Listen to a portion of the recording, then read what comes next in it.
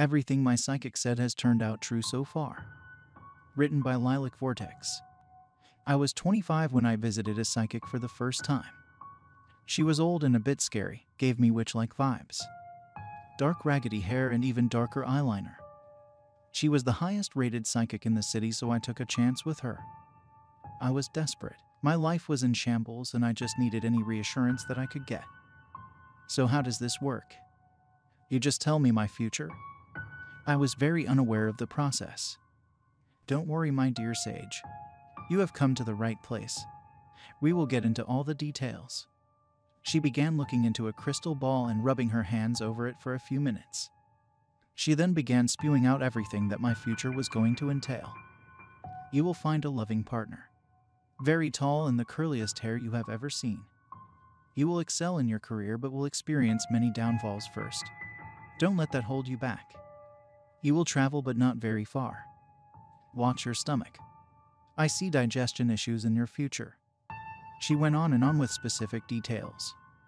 At this point I was still not confident this would be true, but I wanted any indication to tell me I was going to be happy in the future. Will I have kids? Will I get my dream car and house? Will the Leafs with the NHL playoffs this year? Patience, my dear. As she started looking closer at the crystal ball and began to look nervous. After a few minutes of awkward silence, she finally spoke. I've been doing this for a while and this is something new for me. I want you to listen carefully. She started closing her eyes and pressed her pointer finger to her temple to focus. You are a great man, but you will see very dark times. I see an evil in your family. Do not take this lightly. Be careful. Evil? Really ... who? I didn't know how to process the strange notions she was saying. I am sorry, but I am extremely drained now. This is all too much for me. She took out a blue pen and started rapidly writing something on a piece of paper and placed it into an envelope. Her eyes locked with mine, with a very stern look on her face. I am going to give you something, but you must promise you do not look at it yet. On your 50th birthday. Only you open and read it. Until then, keep it in a safe place. I must repeat, only you can open this on your 50th birthday. I had no clue what was going on. This didn't feel like a normal psychic reading. After that reading, her predictions slowly started to come to life. A few years later, I had met Anya through a mutual friend. Very tall at 60 and had the curliest hair. She was lovely and we married soon after. My career had its ups and downs as the psychic had predicted. I traveled with work but never left the state due to my flying fear.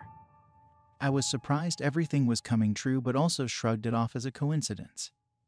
Someone can't truly know everything about the future.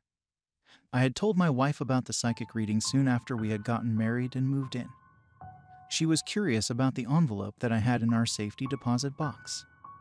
I explained to her the detailed instructions not to open it until my 50th birthday or I would get a hex or something evil like that. She just laughed it off and played along and said we would have a big party for the reveal of the contents.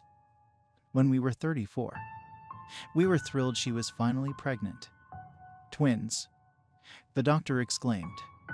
We were overjoyed as we wanted a big family. Are you worried one will be evil? Anya would giggle. She never fully believed in the psychic thing but played along to tease me. How can our souls ever produce anything evil? I smiled back. She gave birth to our first daughter, Nia. With our second daughter, Ja, Anya had complications giving birth. While Anya and Ja were both in intensive care for several days, I slept on the cold chairs of the hospital lobby. Ja had looked just like her Anya when she was a baby. I couldn't stop staring at her, hoping for the day when I could take all three of them back home. During the time at the hospital, I had lost track of my sense of self. I could barely eat, but my mother would came by to help us out and ensure I forced down some food into my body. After 4 days being there, the doctor came out of the room and confirmed that sadly both Anya and Ja passed away. I was devastated. It was a very hard time for me grieving the loss of my wife and child, but I focused on being a great single father for Nia. She grew up such a happy child. I would always joke with my own mother that my evil child Ja wanted Anya all to herself, so they are together in heaven. That was 16 years ago. I truly miss Anya. She was my rock and such a great partner. Nia grew up a great child, no issues, and I was a happy single father. As she became a teenager, everything turned out differently. I didn't know if it was issues of coming from a single-parent household or regular teenage drama, but her personality started to shift. She was always angry and short-tempered.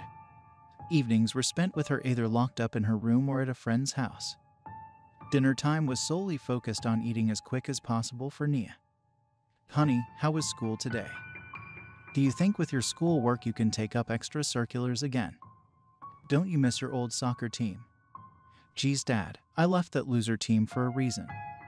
No, school is too busy to do anything else. Plus, I don't want to be around dweebs all day. Okay, maybe next year then. Also, don't forget that Grandma is coming over this weekend for my birthday. I'll order sushi, your favorite. Sure. Whatever. I gotta go study now. I have a lot of homework to finish. She chomped down on her last piece of chicken and ran into her room.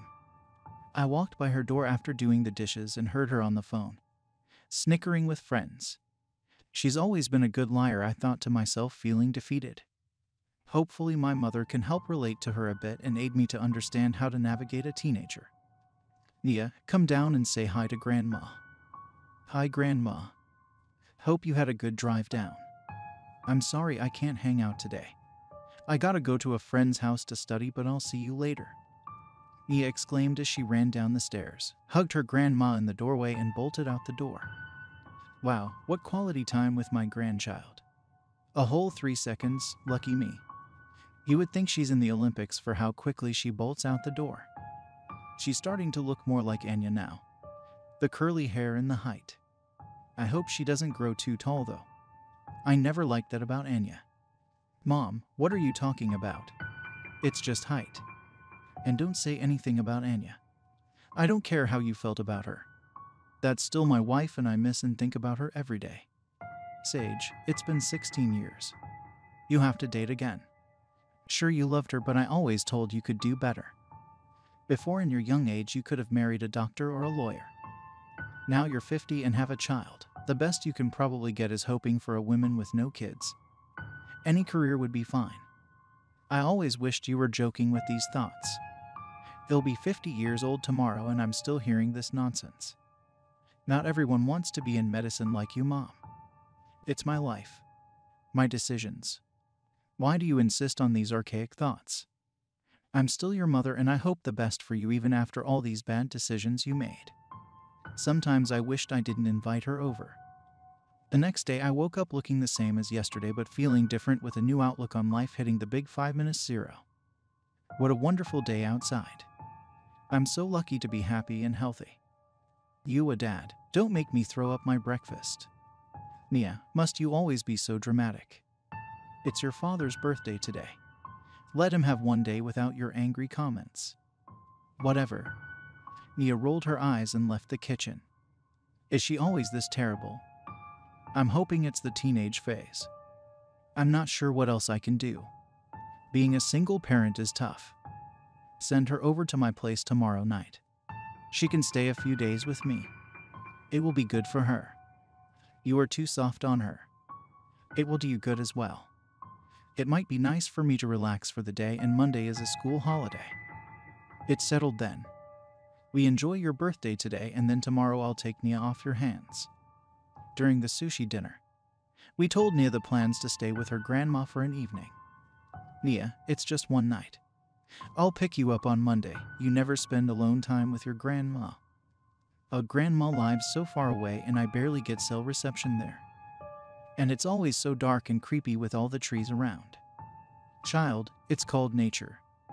It will do you some good to get away from your endless technology. I will teach you how to knit. Life skills without your Wi-Fi around. Wow. I'm not sure why I'm being punished so badly. I hate having to do what you tell me to do. Nia, relax. It's just a few hours away. It won't kill you to not see your friends for a day. Reasoning with a teenager was wearing me down. Fine, whatever. He'll just download Netflix shows on my phone. Sunday morning I waved to Nia and my mom as they left the driveway. I had the whole day to myself to do nothing but relax. My afternoon nap got interrupted by my phone buzzing. A text from my old friend Charlie.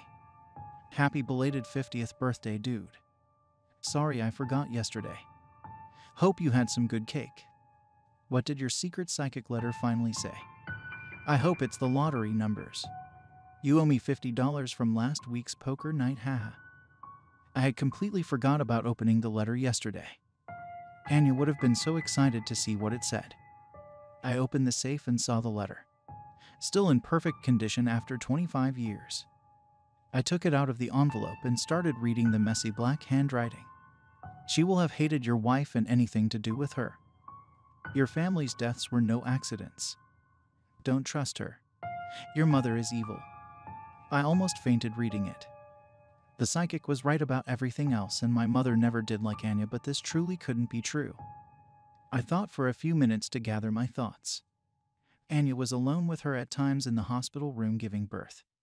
My mother worked in the medical field and could have had endless opportunities to tamper. But was she truly a killer? I quickly ran to call Nia. No answer. I called my mother's landline. Hello? Mom, where's Nia? Get her to the phone, now. Sage, why are you calling and shouting?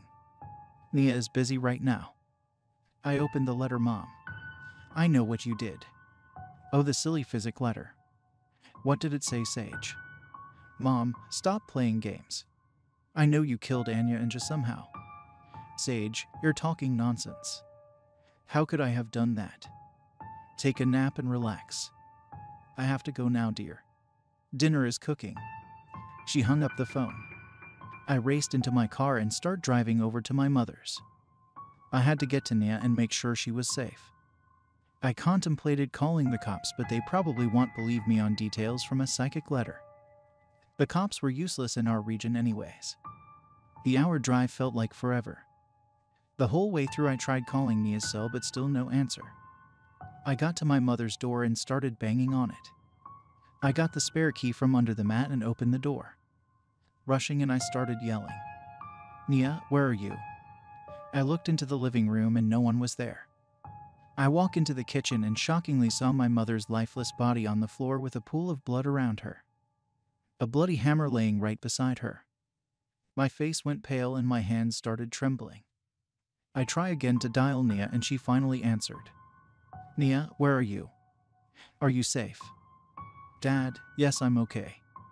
Dad, I had to kill her. She was going to attack me. Nia, just tell me you're safe. And what happened? I'm at Grandma's right now. I see her body. Yay, I'm safe. Grandma told me what the psychic letter said. On how she hated my mom and anything to do with her. She was going to kill me too, Dad. I had to run away. Nia was sobbing and I could hear an old car engine in the background and various voices. Nia, where are you? How do you know this? I never told your grandma what the letter said. She stopped sobbing and her voice turned cold. You really shouldn't keep your safe lock so predictable like my birthday. The phone cut out. Nia had hung up. I ran to the guest room to look for Nia's things. Her backpack wasn't there, but a letter laying on the floor.